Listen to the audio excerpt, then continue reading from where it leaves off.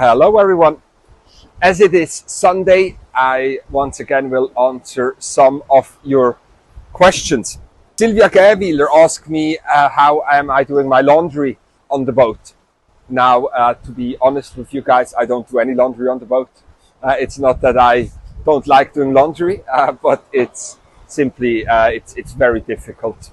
On deck, there's normally it's too wet and too salty for anything to dry, and downstairs there is basically no air circulation, so things would take forever to dry, and it would make everything else quite damp on the boat. So I don't do any laundry. Just have to be very sparse and careful that I don't go through my clothes too quickly.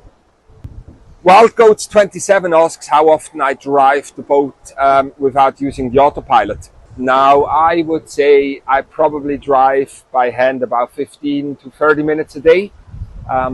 Basically, the pilots nowadays are very good. They're almost driving as good as a human. The only time I do drive the boat by hand is when the conditions change or if my setup on the boat changes. Because if it's easy for me to drive the boat, it's also easy for the autopilot to drive the boat. So I check that the boat is nicely balanced, that it naturally wants to sail in a straight line. This in terms of having the equal balance in the front of the boat and the back of the boat with the right amount of sails. Atsura 126 is asking how we are protected from lightning, from a lightning strike. Now that's very difficult because our boats are built out of carbon.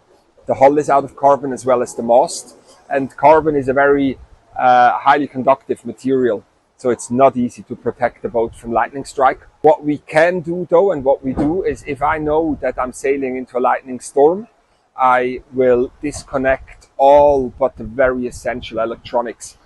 All my connections are readily accessible, so if I know that a lightning strike is probable, I can disconnect most of my systems. So in the worst case, when I get hit by lightning afterwards, I still have my electronic systems in working order.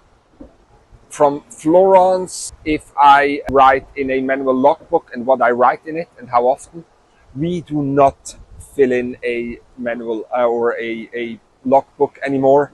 I've done my Yachtmaster licenses and exams, and I used to fill out logbooks all the time, but on these boats there's just not much sense because we have very dedicated softwares on the boat, and this software basically creates a digital log, not just with your position and the wind and some interesting notes, but actually all of our variables. So all the data that's being collected on the boat, from weather to loads, is all stored on normally on each second.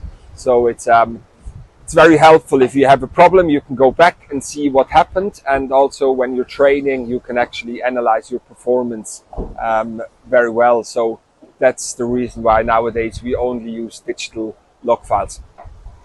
I hope that was interesting for you. I'm wishing you all a great Sunday, and I'll give you an update again tomorrow. Cheers. Bye-bye.